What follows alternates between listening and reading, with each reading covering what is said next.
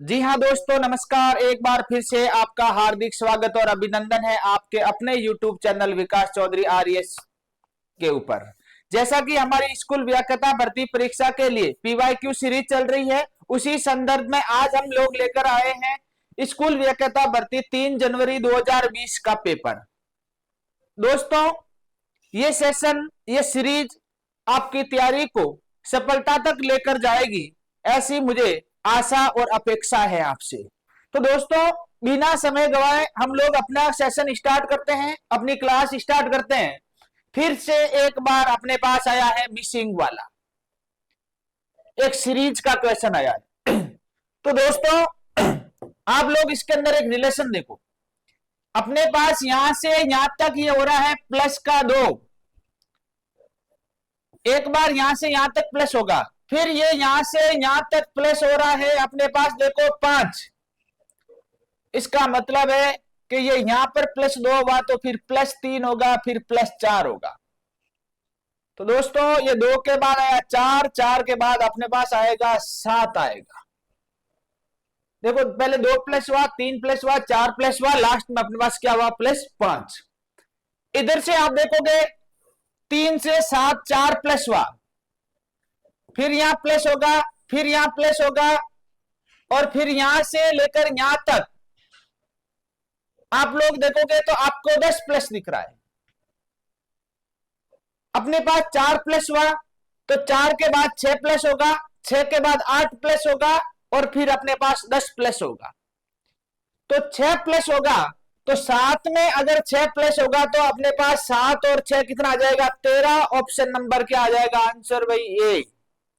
Next question देखिए, आप next देखोगे तो अपने पास आ रहा है CAT को ये कर रहा है SATC में। फिर अपने पास आ रहा है डियर DEAR को ये कर रहा है SEARD। आपको फाइंड करना है SINGS को। दोस्तों, ये तो पहले तो S लग रहा है और जो C है वो लास्ट में जा रहा है, D है वो लास्ट में जा रहा है और आगे S लग रहा है। फर्स्ट अल्फाबेट लास्ट में जा रहा है और फर्स्ट में S लग रहा है। तो यहां पर भी SING के अंदर जो S है वो S लास्ट में चला जाएगा, ING ऐसे कैसे रहेगा, और फिर अपने पास आ जाएगा पहले S, तो आंसर आ जाएगा SINGS। ठीक है ना। ऑप्शन नंबर क्या हो जाएगा दोस्तों, डी हो जाएगा। इसी साथ में अपने पास फिर से एक ब्लड रिलेशन का क्वेश्चन आया है। बार बार ब्लड रिलेशन के क्वेश्चन आ रहे हैं दोस्तों, और आपको हर बार बताया जाता है कि आप एक चार्ट बनाओ। दोस्तों, क्या लिखा है, पी का पिता क्यू है। पी का पिता, पिता कौन है, क्यू। पी का पिता क्यू है, यहां लिख दिया पिता। पी का पिता क्यू का बेटा है, क्यू का बेटा है, ये पिता है और ये क्यू का बेटा है, क्यू का बेटा है।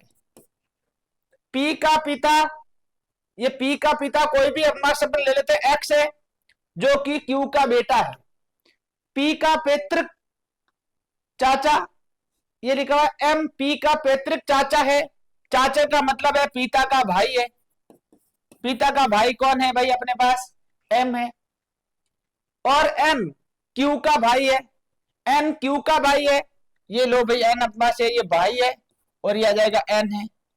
अब दोस्तों, ये पी का पिता एक्स, एक्स का भाई है एम, अपने पास आ जाएगा एक्स और एम का जो पिता है वो पिता क्यू है, और क्यू का जो भाई है, क्यू का जो भाई है वो भाई अपने पास एन है। प्रश्न पूछ रहा है अपने पास एन और एम में कैसा संबंध है। तो पिता का भाई, पिता का भाई अपने पास क्या होता है दोस्तों, पिता का भाई अपने पास होता है चाचा। ठीक है। तो अब देखो नेक्स्ट, ऐसे डायग्राम बना के आप खुद के ऊपर लेके भी आंसर करोगे तो प्रश्न करोगे तो आंसर ठीक होगा। फिर नेक्स्ट वाला देखो दोस्तों, आपको दे रखा है, देखो फिर से ये आ गया, औसत के प्रश्न फिर से आ रहे हैं, बार बार आ रहे हैं। तो दोस्तों, आप लोग तैयारी करोगे तो आपको पता रहेगा कि कौन से प्रश्न कैसे हो रहे हैं। आपको दे रखा 25 अध्यापकों का औसत 30 है, तो कुल 25 का कुल योग अपने पास दे रखा है 25 इंटू 30 बराबर 750। 25 विद्यार्थियों का कुल योग कितना हो जाएगा? 750 वर्ष। अब ये कह रहा है एक अध्यापक सेवानिवृत्त हो जाता है। सेवानिवृत्त के बाद सेवानिवृत्त के बाद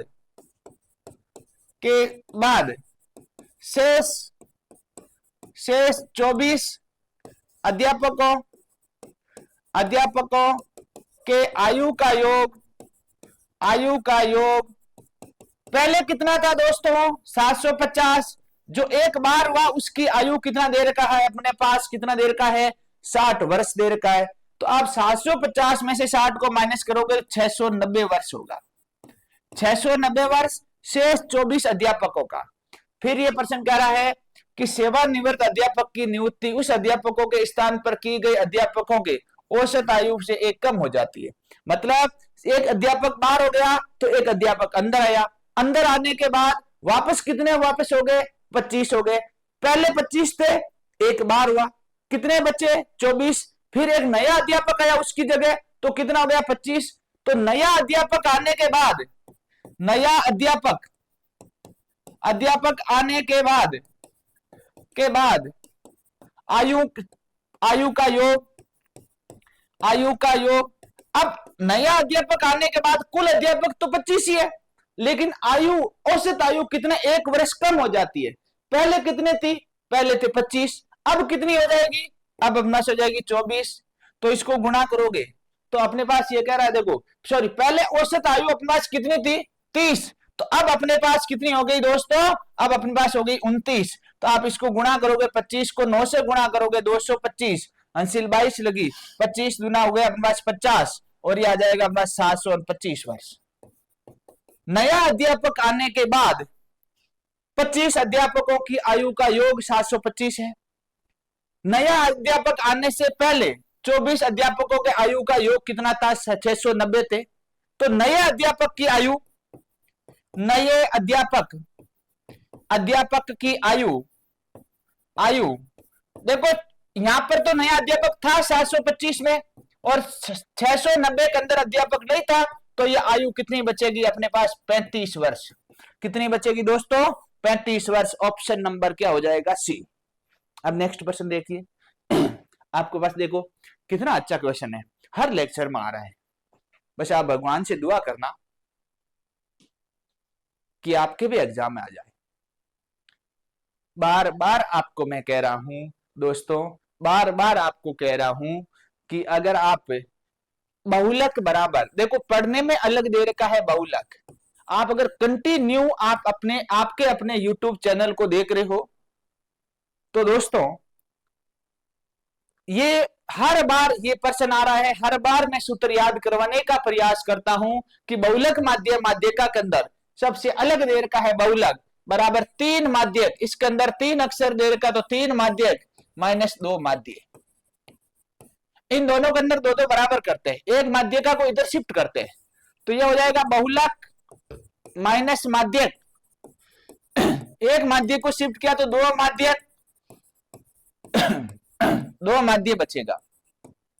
बहुलक बराबर बहुलक माइनस माध्यक बराबर 2 कॉमन लिया तो बचेगा माध्यक माइनस माध्य। अब 2 इधर गुणे में इधर भाग में आएगा, 1/2 बहुलक माइनस माध्यक बराबर माध्यक माइनस बहुलक, माध्यक माइनस माध्य। अब ये कहीं पर होगा, देखो आप कहां पर है भाई? माध्यक माध्य माइनस माध्यका, माध्य माइनस माध्यका बराबर माध्यका माइनस 1/2 माध्यका माइनस ये बहुलक हो जाएगा। ये थोड़ा मिसप्रिंट दे रखा है, इसका ऑप्शन नंबर अपना ए होगा। ये वाला सीन रहेगा सेम का सेम अपने पास। ये रहेगा कि अपने पास देखो ये माध्यका पहले दे रखा, इधर से भी माइनस कॉमन लिया, इधर से भी, तो 1/2 ये हो जाएगा माध्यक माइनस बहुलक, माध्यक माइनस बहुलक बराबर हो जाएगा माध्य माइनस माध्यक। माध्य माइनस माध्यक, माध्य माइनस माध्यक का बराबर 1/2 माध्यक का माइनस बहुलक आ जाएगा। दोस्तों यहाँ पर क्या आ जाएगा, माइनस क्या आ जाएगा, बहुलक आ जाएगा। ठीक है, तो अब देखो नेक्स्ट क्वेश्चन अपने पास कह रहा कौन सा द्विव आयामी आरेख है। देखो एक होता है 2D, एक होता है 3D। 2D क्या होता है, घन 2D अपने पास कौन होता है, वर्ग है, चतुर्भुज है, अपने पास कोई भी है, दंड आलेख दे रखा है, अपने पास कोई भी जो दे रखा है वो 2D होता है। त्रिभुज है, चतुर्भुज है, समचतुर्भुज है, समांतर चतुर्भुज है। 3D कौन होता है, त्रिआयामी और एक 2 आयामी द्विआयामी। तो इसके अंदर अपने पास क्या होता है, त्रिआयामी के अंदर क्या होता है, जो 3D बनता है, बेलन है, शंकु है, घन है, घनाभ है, फ्रस्टम है। तो ये इसके अंदर क्या हो जाएगा, बस बहुदंडीय आरेख, बस इसका आंसर हो जाएगा। बाकी वर्ग है, आयत है, पाई चार्ट है, सीधा सीधा 2D के अंदर है। ठीक है दोस्तों, तो ये आंसर आ जाएगा। अब नेक्स्ट वाला अपने पास दे रखा है, एक घनाभ का आयतन दे रखा है। दोस्तों घनाभ का आयतन, मैं हमेशा एक बात आपको बोलता हूं, आपको अगर किसी का क्षेत्रफल दिया हुआ है, किसी का आयतन दिया हुआ है, तो उसके सामने उसका सूत्र रख दो। तो दोस्तों अपने पास क्या दे रखा है, आयतन, आयतन किसका, घनाभ का 140 दे रखा है, मतलब लंबाई चौड़ाई ऊंचाई बराबर 140 दे रखा है। और क्या दे रखा है दोस्तों, दो सतहों का क्षेत्रफल। एक सतह होती है, जैसे अपने पास आपको सामने बोर्ड दिख रहा है, पैनल दिख रहा है, पैनल का आकार आयताकार है, आयत के क्षेत्रफल का सूत्र लंबाई इंटू चौड़ाई होता है।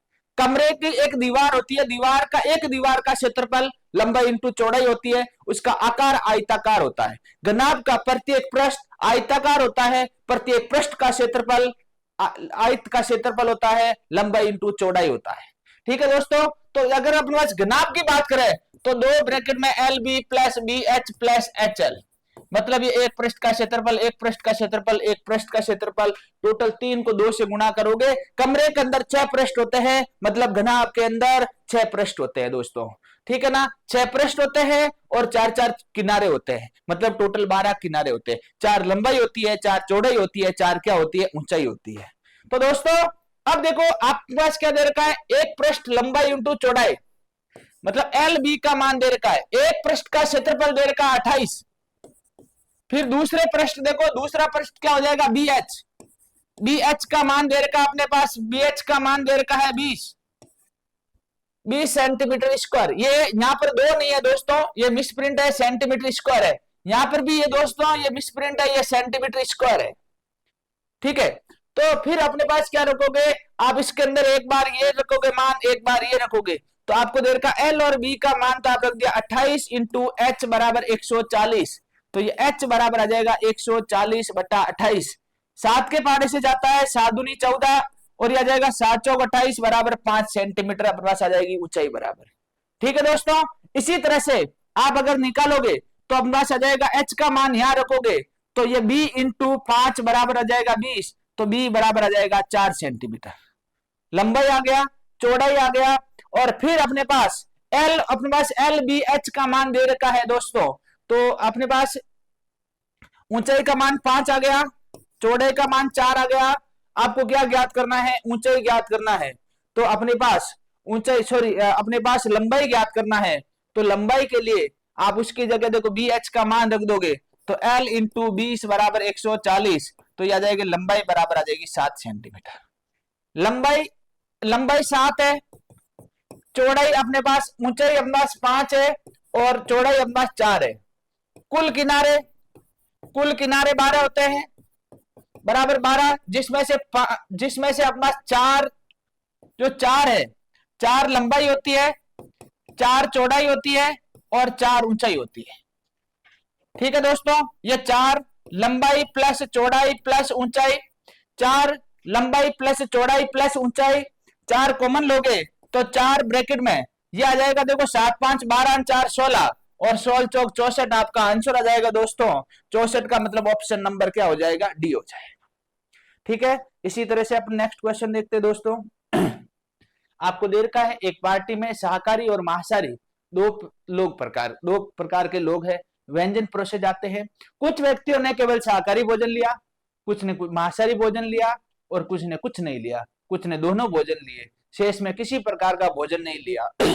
तो दोस्तों देखो, ये शाकाहारी, शाकाहारी, ये मांसाहारी, ये बीच वाला दोनों, और ये पूरी पार्टी। पार्टी में बहुत सारे लोग थे जिन्होंने सिर्फ शाकाहारी भोजन लिया, मांसाहारी भोजन लिया, और ये बाकी वाला जो जिसने कुछ भी नहीं भोजन लिया। मतलब ऑप्शन नंबर क्या हो जाएगा अपने पास? एक हो जाएगा। ठीक है दोस्तों, ऑप्शन नंबर क्या हो जाएगा? एक हो जाएगा। और आज के सेशन का लास्ट क्वेश्चन दे रखा है, अभाज्य सभाजकों की संख्या ज्ञात करो। तो दोस्तों ये आ जाएगा 2 7 7 2 0 के आप अभाज्य गुणनखंड करोगे। क्या गुणनखंड करोगे दोस्तों? आप अभाज्य गुणनखंड करोगे। तो देखो 2 का भाग जाएगा, 2 एकम 2, 3 दूनी 6, 1 बचा 8 दूनी 16, 1 बचा 6 दूनी 12 0। फिर से 2 का भाग जाएगा, 6 दूनी 12, 9 दूनी 18, 3 दूनी 6 0। फिर से 2 का भाग जाएगा, 3 दूनी 6, 4 दूनी 8, 6 दूनी 12, 5 दूनी 10। फिर से अपना 3 का भाग जाएगा दोस्तों, 3 एकम 3, 3 एकम 3, 5 तिया 15, 5 तिया 15। फिर 5 का भाग जाएगा दोस्तों, 5 दूनी 10, 1 बचा 5 तिया 15, 5 एकम 5। ठीक है, फिर से अपने पास किसका जाएगा दोस्तों? फिर से 7 का भाग जाएगा, 7 का भाग जाएगा 7 तिया 21, 7 तिया अपने पास क्या जाएगा 21, और अपने पास बचेगा 2। तो 2 का अपने पास चला जाएगा दोस्तों, देखो 2 का 7 तिया 21। फिर से अपने पास 3 का 1, 3 पीछे छूट गया 11, और ये 11 का भाग चला जाएगा 1। तो दोस्तों ऑल ओवर जो अपने पास आया 2 की घात 3 इंटू 3 की घात 2 इंटू 5 इंटू 7 इंटू 11।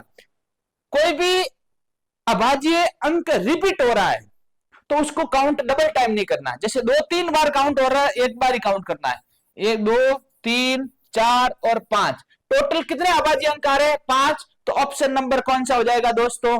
बी हो जाएगा। कौन सा ऑप्शन हो जाएगा दोस्तों? बी हो जाएगा।